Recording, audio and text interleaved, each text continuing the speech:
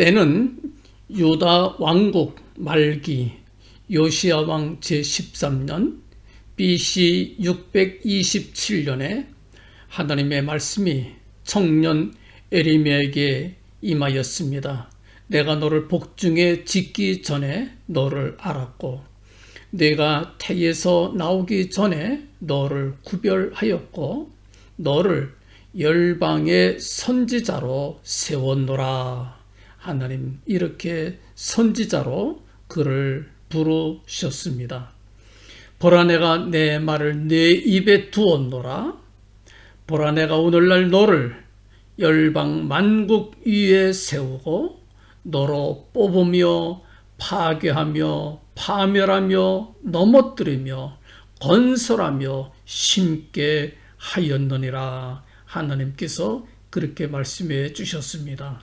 그리고 이제 두 가지 비전을 에레미야에게 보여주셨습니다. 하나님께서 묻습니다. 에레미야야, 내가 무엇을 보느냐? 에레미야가 대답합니다. 내가 살구나무 가지를 보나이다. 하나님 말씀합니다. 내가 잘 보았도다. 이는 내가 내 말을 지켜 그대로 이루려 함이니라. 12절에 그렇게 말씀해 주셨습니다.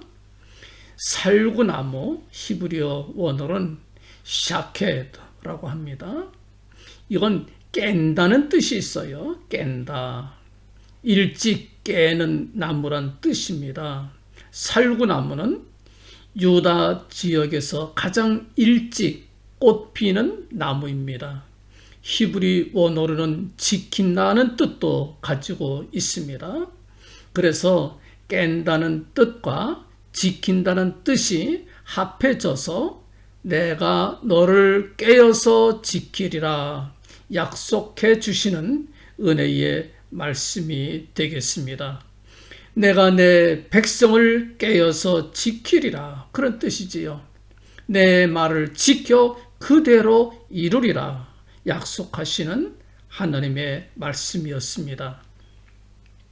일찍 깨어서 꽃피는 살구나무처럼 내가 깨어서 너희를 지키며 약속의 말씀을 이루리라 말씀하시는 귀한 약속의 말씀이 되겠습니다. 시편 127편 4절에서는 이렇게 말씀을 합니다. 이스라엘을 지키시는 자는 졸지도 아니하시고 주무시지도 아니하시리로다 말씀하셨습니다. 다시 말하면 에레미야에게 너는 두려워하지 마라. 내가 너와 함께 있어 너를 구원하리라 약속하시는 그런 말씀이지요. 19절에 에레미야에게 말씀하셨습니다. 그들이 너를 치나 이기지 못하리니 이는 내가 너와 함께하여 너를 구원할 것임이니라. 하나님께서 그렇게 말씀해 주셨습니다. 에레미야는 두 번째 환상을 봅니다. 여호와의 말씀이 다시 내게 임하니라. 이르시되 내가 무엇을 보느냐? 대답하되 끓는 가마를 보나이다. 그 면이 북에서부터 기울어졌나이다. 대답합니다. 하나님께서 말씀을 합니다. 재앙이 북방에서 일어나 이 땅의 모든 거민에게 임하리라 14절에 말씀을 하였습니다. 에레미야에게 두 번에 걸쳐 물으셨습니다. 내가 무엇을 보느냐?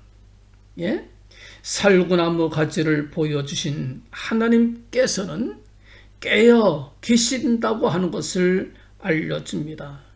뿐만 아니라 끓는 가마를 보여주십니다. 이것은 북에서부터 기울어진 재앙을 말씀을 합니다. 여호와께서 내게 이르시되 재앙이 북방에서 일어나 이 땅의 모든 거민에게 임하리라 말씀을 합니다. 북방에서 일어나는 재앙이란 바벨론 제국의 침략을 말씀을 합니다. 무서운 재앙이 임하리라 재앙을 이언해 주셨습니다. 하나님의 역사는 늘 이중적입니다. 두 가지 양면이 있어요. 심판과 구원이 동시에 하나의 사건에서 심판과 구원이 일어납니다. 출애굽 사건을 보아도 잘 알 수 있어요. 바로와 그의 군사들에게는 재앙입니다. 하나님의 심판이지요. 그러나 이스라엘 히브리 민족에게는 구원의 역사입니다. 출애굽 사건은 구원의 역사고 보호와 은총의 역사입니다. 바벨론 제국의 침략도 죄인들에게는 형벌을 의미하지만 한편으로는 하나님의 백성들에게는 보호를 의미합니다. 이것은 재앙을 통해 죄인들을 벌하시겠다는 하나님의 결연한 의지를 보여주는 동시에 자기 백성들을 구원하시고 지켜주시겠다고 하는 확실한 약속을 보여줍니다. 악한 자 사단의 역사를 파괴하는 동시에 하나님의 나라가 건설되는 것을 말합니다. 동일한 사건이지만 악한 자 사단의 역사는 파괴됩니다. 동시에 하나님의 나라는 건설됩니다. 주의 말씀을 지켜 그대로 이루신다는 뜻입니다. 아람 문학에서 끓는 가마란 전쟁을 의미합니다. 물이 끓어 넘치는 환상입니다. 그 재앙은 이 땅의 모든 거민들에게 임할 하나님의 심판을 의미합니다. 에레미야는 재앙이 북방에서부터 올 것이라는 그 불길한 징조를 보았습니다. 이런 메시지는 비단 에레미야 시대에만 국한된 것은 아닙니다. 시대마다 하나님께서는 그 시대에 징조를 보여주시면서 당신의 백성들을 깨우치시는 것입니다. 시대마다 징조를 보여주십니다. 지금도 하나님은 우리를 향하여 우리에게 무엇을 보느냐고 물으십니다. 우리의 눈이 열려 있는지 물어보십니다. 신령한 눈이 열려 있는지 물어보십니다. 우리가 이 시대에 하나님의 징조들을 읽고 있는지 우리 자신을 살펴봐야 할 것입니다. 우리는 이 시대에 끓는 가마를 봐야 합니다. 지금 오늘의 세계 형세가 끓는 가마가 아니겠습니까? 언제 끓는 가마가 넘칠지 몰라 끓는 가마 곁에서 사람들이 오돌오돌 떨며 전전긍긍하고 있는 실정입니다. 불안과 공포 속에서 초조하게 비틀거리고 있는 형국입니다. 프랑크푸르트에서 우크라이나 키예프까지 직선거리를 제가 지도상으로 재보니까 1560km 되지요. 멀지 않은 곳입니다. 그곳에서는 지금도 전쟁 중에 있습니다. 중국도 주변국들과 상당히 날카롭게 대치 중에 있습니다. 언제 전쟁이 터졌다 소식이 들려와도 하나도 이상하지 않는 그와 같은 형국에 있는 것을 우리가 봅니다. 시리아와 이스라엘은 수시로 공습을 주고받으며 전쟁의 기운을 내뿜어대고 있습니다. 뿐만 아닙니다. 전 세계적인 이상기후와 환경 파괴와 환경 변화 때문에 많은 사람들이 걱정하고 있어요. 얼마나 가물었는지 모릅니다. 스페인과 포르투갈 이 지역에 너무너무 심하게 가물어서 올리브 나무를 캐 버리기도 하고요. 예, 아보카도 나무를 캐 버리기도 하고요. 예, 해바라기가 농사가 완전히 망쳐서 올 겨울에 식용유 수급이 원활치 못할 것이라고 하는 서글픈 전망이 지금 나오고 있습니다. 온 땅이 어둠에 덮이고 사납게 요동치고 있는 것을 우리가 보고 있습니다.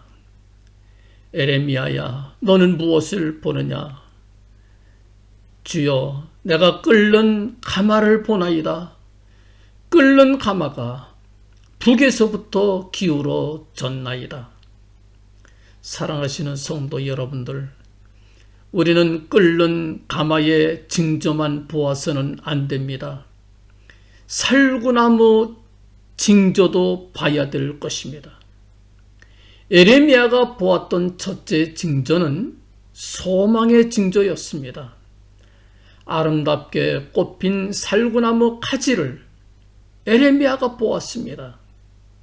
긴 겨울잠에서 깨어나 꽃을 피우는 봄을 노래합니다. 봄은 반드시 오는 것입니다. 에레미야야, 너는 무엇을 보느냐? 살구나무 가지를 보나이다. 하나님은 말씀하십니다. 내가 잘 보았도다. 이는 내가 내 말을 지켜 그대로 이루려 함이니라. 12절에 말씀해 주셨어요. 우주의 배후에 하나님은 살아계십니다. 역사의 술의 바퀴는 하나님께서 붙잡고 계시는 겁니다. 인간 역사의 운전대는 우리 하나님의 손안에 있는 것을 알아야 될 것입니다. 지금 우리 인류는 역사의 기로에 서 있습니다. 우리 앞에는 은혜와 심판, 환희와 비애, 무한한 진보와 평화와 행복의 가능성이 있는가 하면 또 다른 한편 전 인류의 멸절의 위기에 직면해 있는 것을 우리가 봅니다. 신명기 말씀 그대로 우리 앞에 복과 저주가 놓여 있습니다. 천당과 지옥이 놓여 있습니다. 소망의 길과 절망의 길이 우리 앞에 놓여 있습니다. 환희와 비애가 동시에 놓여 있습니다. 갈림길에 서 있다, 이렇게 말할 수 있겠습니다. 여러분들, 어느 쪽을 선택할 것이냐, 우리에게 달렸습니다. 우리는 꽃이 피는 것을 봐야 합니다. 긴 겨울을 지나 새 봄은 오는 것입니다. 새 봄은 반드시 오는 것입니다. 에레미야야, 너는 무엇을 보느냐? 하나님께서는 깨어 계십니다. 하나님께서는 만물을 깨우십니다. 졸지 아니하시고 주무시지 아니하시는 분입니다. 당신의 자녀들을 지켜주시고 보호해 주심을 믿어야 될 것입니다. 사랑하시는 교우 여러분들, 우리는 이 시대에 무엇을 해야 되겠습니까? 세 가지를 해야 될 것입니다. 첫째, 깨어 있어야 됩니다. 마태복음 26장 41절에 주님께서 잠자는 제자들에게 말씀을 합니다. 시험에 들지 않게 깨어 있어 기도하라. 마음에는 원이로되 육신이 약하도다 하시고, 마태복음 24장 43절에서는 또 이렇게 말씀을 합니다. 너희도 아는 바니 만일 집 주인이 도적이 어느 경점에 올 줄 알았다면 깨어 있어 그 집을 뚫지 못하게 하였으리라 말씀해 주셨습니다. 로마서 13장 11절에서는 또한 너희가 이 시기를 알거니와 자다가 깰 때가 벌써 되었으니 이는 이제 우리의 구원이 처음 믿을 때보다 가까웠음이니라. 밤이 깊고 낮이 가까웠으니 그러므로 우리가 어둠의 일을 벗고 빛의 갑옷을 입자.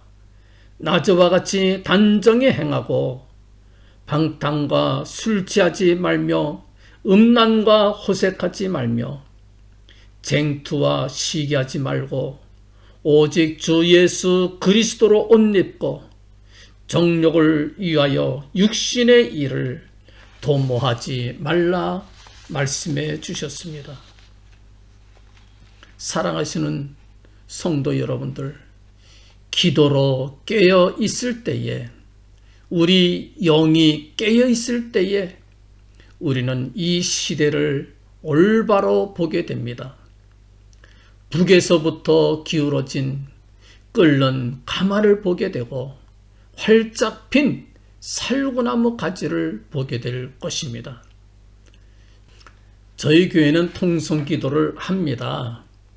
통성기도는 사실 훈련이 안 된 분들이나 익숙하지 않은 분들에게는 좀 어려워요. 그래서 통성기도 시간이 귀찮기도 하고 짜증스럽지 않을까 제가 충분히 짐작이 됩니다. 그러나 여러분들, 세월이 흐르고 나면 이 통성기도 시간이 여러분들에게 정말 소중한 시간이었구나 마음 깊이 다가올 때가 올 것입니다. 이렇게 평안한 시대에 기도해야 되는 거지요. 그래서 통성기도를 합니다. 아주 귀한 시간이에요. 그 시간에 여러분들 기도하세요. 기도할 수 있을 때 기도하세요. 간절히 부르짖어 기도하세요. 유익하게 또 유용하게 쓰일 날이 있을 것입니다. 두 번째, 내일을 준비하는 사람은 오늘에 충실해야 됩니다. 오늘에 충실하고 내일을 준비하는 지혜스러운 저희들이 되어야 될 것입니다. 오늘에만 살고 내일을 모르는 사람들은 어리석은 사람들이에요. 그렇다고 해서 오늘을 무시하고 내일만 꿈꾸는 사람은 그건 또 헛개비 같은 사람이지요. 이제 여러분들, 사도 바울이 데살로니가 교회에 편지를 쓰면서 주님의 재림이 가깝다 그렇게 편지를 썼어요. 그랬더니 데살로니가 교회 교인들이 그 편지를 받고 주님의 재림을 사모하는 마음이 뜨거워졌습니다. 간절해졌어요. 간절해진 것까지는 좋은데 좀 지나치게 주님의 재림이 가깝다고 들뜨기 시작하더니 지나쳤어요. 주님 재림하시면 이 세상도 끝이라고 생각을 합니다. 그래서 주님 곧 재림하실 텐데 뭐하러 일하느냐?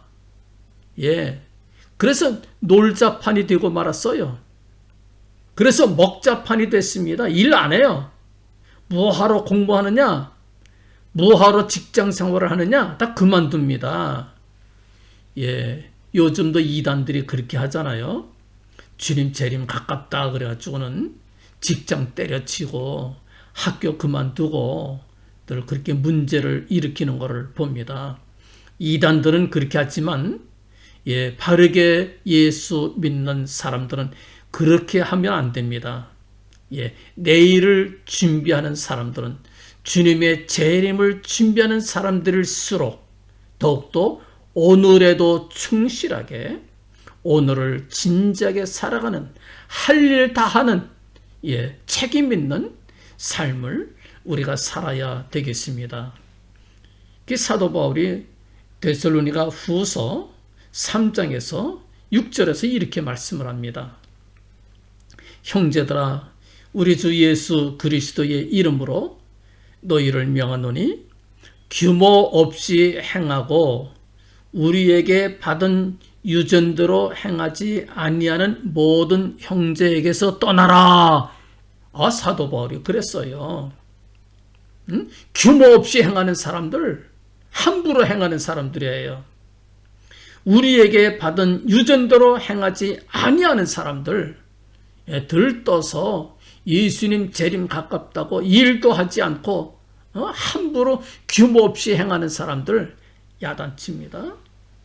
어떻게 우리를 본받아야 할 것을 너희가 스스로 아나니 우리가 너희 가운데서 규모 없이 행하지 아니하며, 규모 없이 행하지 아니한 적이 없어요. 사도 바울이.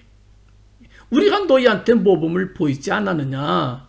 우리가 함부로 규모 없이 제멋대로 그렇게 살았더냐? 아니지요.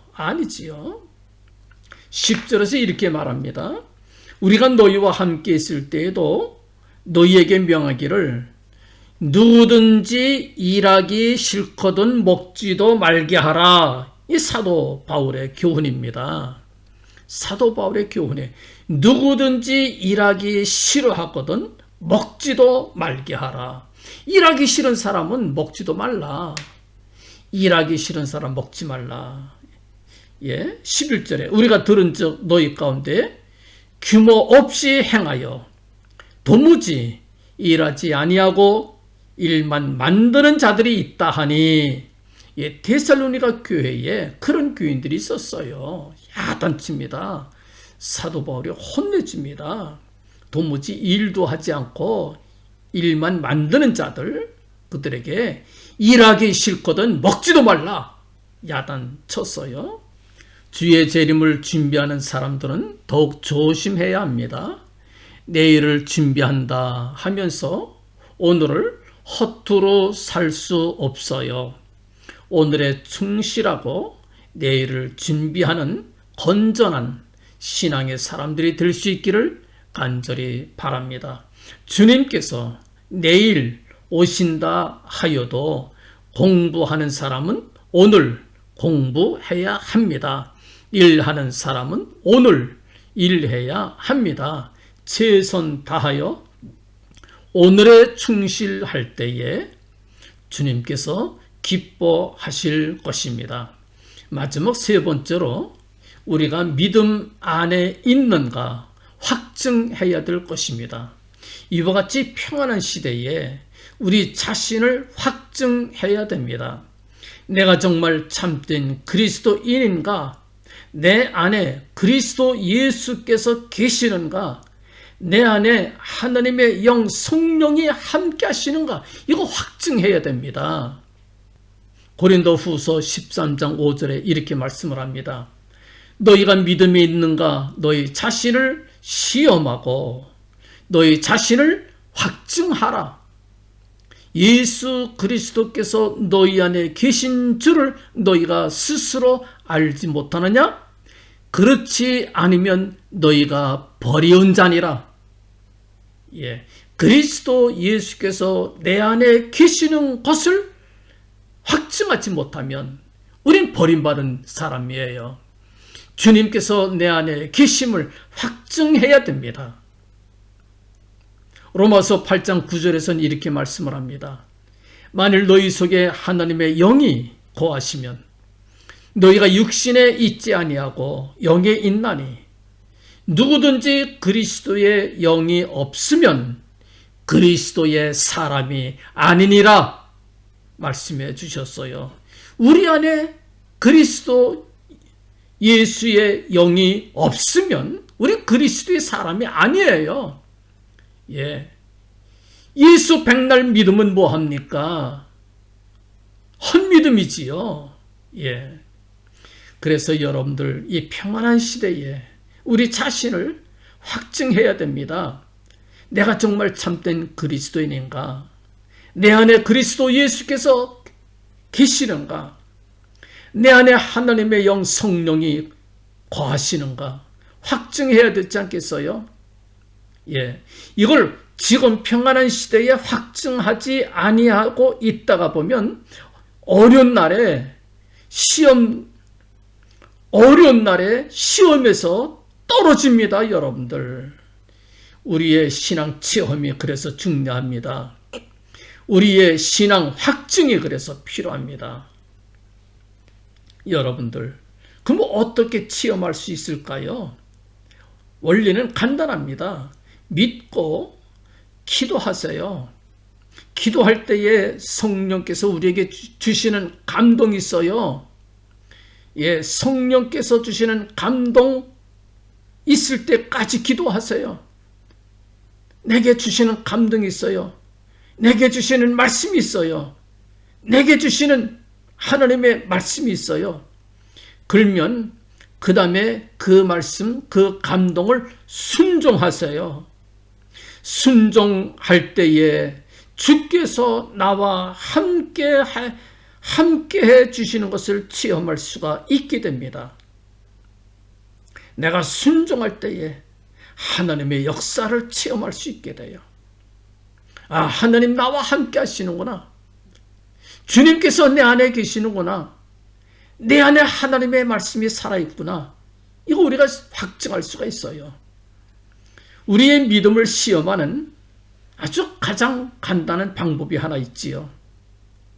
여러분들, 내가 진정 좁은 길을 걸을 때 어려움 당한다든지 시험을 당한다든지 고통을 겪을 때에 내 안에 기쁨이 있는가? 이거 물어보시면 돼요. 성령께서 감동하실 때에는 내가 비록 좁은 길을 걷는다 하여도 밤낮으로 기뻐하게 된다고 찬송가에 말씀을 합니다. 내가 매일 기쁘게 순례의 길 행함은 주의 팔이 나를 안보하며, 예, 내가 매일 기쁘게 순례의 길 행함은 주의 팔이 나를 안보하며, 내가 주의 큰 복을 받는 참된 비결은 주의 영이 함께 함이라. 성령이 계시네. 할렐루야. 함께 하시네. 좁은 길을 걸으며 밤낮 기뻐하는 것, 주의 영이 함께 함이라. 주의 성령이 함께 하시기 때문에 내가 좁은 길을 걷는다 할지라도 기뻐하게 되는 것입니다. 사랑하시는 성도 여러분들, 평안한 시대에 기도 많이 하시고 또 성령의 감동을 많이 받으시고 성령께서 주시는 감동을 잘 순종하여 많은 체험을 통하여 여러분들의 믿음과 신앙을 확증하시기를 주님 이름으로 간절히 축원합니다. 아멘.